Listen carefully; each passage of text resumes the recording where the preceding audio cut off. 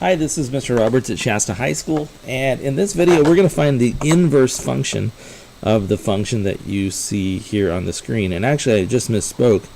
The inverse of this will not be a function, and I know that because this function is failing the horizontal line test, something that people at Holt cooked up, I don't know. So if I have a horizontal line, which is not, but any horizontal line, if it touches the function in two places, I know that when I create the inverse function, the inverse relationship, it won't be a function because there'll be two values there. Now, I got to be honest, this one's pretty beefy, and this is going to be difficult to do right out of the gate because it involves completing the square. Something that's kind of I see a lot of students try to do is they'll look at this and remember, if we're trying to build the inverse function, we would begin by changing x and y. And if I think about this in y equals notation, right? I would rewrite this as x equals 3y squared plus 2y minus 1. And I now need to solve this to get y alone. And a lot of times students just don't believe that you have to go through the whole completing the square rigmarole, but that there's got to be a simpler way to do this. And I'll see people try to do all kinds of things, like maybe factor out a y, and you get 3y minus 2 and minus, I don't know. But at the end of the day, it's not going to work. We need to get to where we can say y equals blank. And when we have y's that are spread out over our quadratic term and our linear term, we just can't do that any other way than by using the method of completing the square. So again, for the inverse, we're going to go ahead and switch x and y with each other and then solve for y. So I just did this on the previous screen, but this is going to look like x will equal 3y squared plus 2y minus 1. In order to complete the square, get a perfect square on the right hand side, I'm going to use the method of completing the square we outlined last semester. And one of the things that we talked about in this technique was that in order to complete the square, our leading coefficient of the polynomial we're trying to complete the square of has to be equal to 1. So this is a little difficult, but we're going to make a perfect square on the right hand side here, and the y's will all be captured up inside of that. In order to do that, I'm going to begin by dividing the first two terms by 3. So take a look at this. I'm bringing out the 3. My motivation for doing this is so that y squared has no coefficient, so it's going to be 3 times y squared. It'll distribute back in. Now, if I'm dividing that first term by y, I also need to divide the 2y by y also, because I'm going to capture that inside of the parentheses. So I'm going to say plus, and this I'm dividing by 3 is going to be 2/3 y.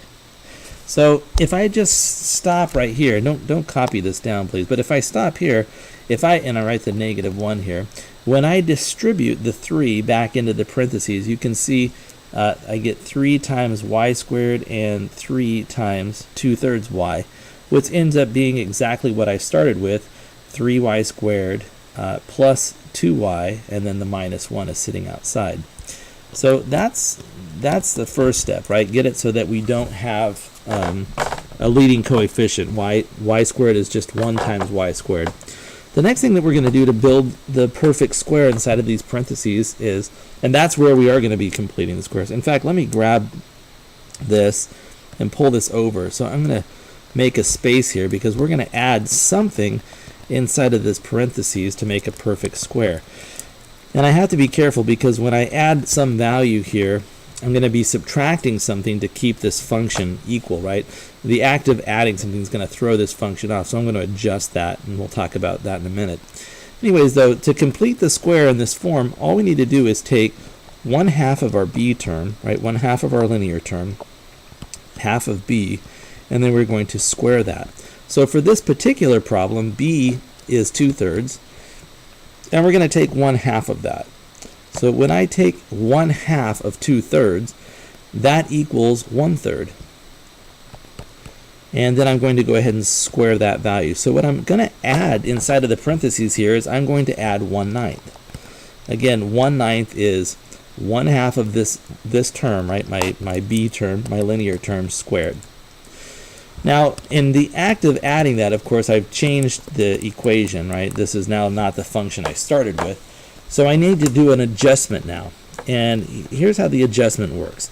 If you look at it, I just added effectively 3 times 1/9 because this 1/9 is sitting inside the parentheses, and I've got this multiplier outside of the parentheses.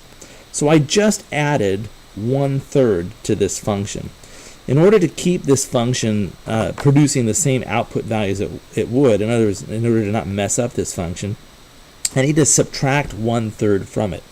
Again, my thinking here is 3 times the 1/9, right, is equal to 3/9, which is equal to 1/3. I just added 1/3, so to compensate for that, I'm going to subtract 1/3. At this point now, everything's in complete harmony and balance, right? I haven't changed anything. It certainly looks a lot different than it did, but here's what I've gotten for this. I now have a perfect square trinomial sitting inside of these parentheses. And that's important to me because I'm going to be able to take the square root of that and deal with it. So let's go ahead and write this, right? This is going to be 3 times, inside of these parentheses, this is now y plus. So I took the square root of the first term, the square root of the last one, and it's the sign of the middle one here. So y plus 1/3 quantity squared. Now, just to make sure before, well, and let's take care of this here, right? And then I've got minus, I'm going to say that, call this minus 3/3 minus 1/3 because 1 is equal to 3/3. If I have negative 3/3 and I take away a third, this is going to be a minus 4/3. So that's beautiful. Minus 4/3. So just to make sure we all understand what we've done here, in the act of completing a perfect square trinomial, I've made this thing that if I square this, I'm going to get exactly y squared. I don't know why I took that away. I'm going to get y squared plus 2/3 y plus 1/9, right? In other words, these parentheses should equal exactly everything inside of these parentheses. If they don't, I'm telling you a lie, right? So let's verify that. I'm going to go ahead and multiply the y plus 1/3 times y plus 1/3. I'm multiplying a binomial. That is to say, expanding it, multiplying it by itself. The product of y and y is y squared. And then I've got the product of y and 1/3 is I've got plus a 1/3 y. And then I've got plus another 1/3 y. And then finally, when I multiply 1/3 times 1/3, I have 1/9. If I combine those, this is exactly 2/3. So you can see I have y squared plus 2/3 y plus 1/9. And this might be a little bit messy, right? If you feel like it, you can maybe organize your work like this. You can take y plus 1/3 and then y plus 1/3. They're both positive 1/3, and you can look at it as this little matrix here, right, where you're multiplying the things at the top and the left of each of the squares. So y times y is a y squared. Oops, and then I've got a positive 1/3 y. That's 1/3 times this y, right? That times that, and I've messed up everything. And then I've got the other one is going to be this is going to be y times this 1/3. So the thing that I write right in here is a plus 1/3 y. That's clever. And then the last thing is 1/3 times 1/3 is 1/9. So if I look at it, you know, I've got y squared plus 1/3 y, 1/3 y, which is 2/3 y, and then plus 1/9. So we've looked at that twice. I think at this point there's little doubt that, yeah, this technique did produce a perfect square trinomial. And when I square y plus 1/3, it equals exactly the thing that was above. At this point now, remember where we were at, right? This is x equals this thing. My whole goal is to get y by itself, and I gotta tell you, it looks so much better to have y, just a single value of y right here. This is very, it looks good for us. The next thing I'm going to do is I'm going to go ahead and add 4/3 to both sides. So this is going to become x plus 4/3. And in the act of adding 4/3 to the right-hand side, right, the negative 4/3 is gone. And then I'm going to divide both sides of this by 3. So this is going to get divided by 3. and this is going to get divided by 3. And in the act of doing that, I now have x plus 4/3 divided by 3, and that equals y plus 1/3 quantity squared. In this next step, we see why this is not a function, and we also get to where we're very close to having y by itself. In the next step, you can see that I've got a perfect square on the right-hand side, and what I'm going to do to get rid of that perfect square is I'm going to take the square root. So I'm going to take the square root of the right-hand side and follow it up with the square root on the left-hand side. The problem is there are two values that are, the plus and the minus here, that if I square. So I need to introduce this symbol, x plus, or positive and negative. Now on my right-hand side, I'm left with just simple y plus 1/3, and on the left-hand side, it's plus or minus the square root of, I'm going to break this into two pieces now. So I'm going to look at the square root of the numerator divided by the square root of the denominator. So if we have a square root of a quotient, that's equivalent to the square root of the numerator over the square root of the denominator. And then in mostly my last step, I'm going to subtract 1/3 from both sides, right?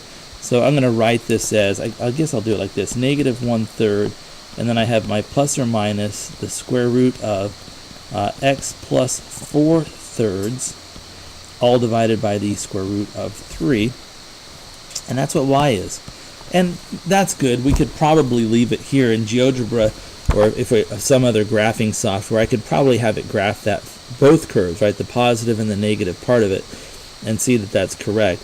But just for good form, we don't like to leave radicals hanging around behind in our denominator. So I might do this. I might multiply it by root 3 over root 3. Now remember, all of this is what y equals. If I multiply, these two fractions, and I still have the negative 1/3, and then the plus or minus. Now, if you look at this, this is going to be the square root of, I had an x plus 4/3. I'm going to multiply that by a 3. So I'm bringing the product of these two radicals, right? X plus the square root of x plus 4/3 times root 3. I'm bringing them into one set of one radical symbol, and then in my denominator, root 3 times root 3 is 3. So a last bit of, I'm going to distribute that 3 inside of my radical. So this is probably the form that your textbook might have, or someone else, some expert that you revere. 3x plus 4, all divided by 3. And this is what I claim is my inverse function. This is the function that would undo the other function. I got to be careful. This is not a function, and it's not a function because I see both the positive and negative branch here. So let's take a look at this. So I've gone ahead and typed this function into GeoGebra, and I get the following. I call it a function again. It's not a function. I get the following, right? So here's my original function, which was a function, 3x squared plus 2x minus 1. And I had to break the inverse relationship up into two parts because we've got both the plus and the minus. So when I grab the positive part, you can see I get this curve right here. In fact, let me grab this and drag it just a little bit more back this way. And then I'm going to grab the second part below. So when we look at this, it's just a great deal of symmetry, right? This is exactly what we expected to see here for a symmetrical function, because remember, functions that are symmetric will reflect across the line x equals y. So even though this the inverse relationship is a relationship, not a function, it still has this symmetry across the line x equals y. Of course, it is not a function because you can see it violates the vertical line test. But it's just a great. I think it's a really cool thing to be able to grab any parabola and know that you can find the inverse relationship of that just by using this method of completing the square. So I guess that's probably enough. This is Mr. Roberts, Shasta High School, signing off.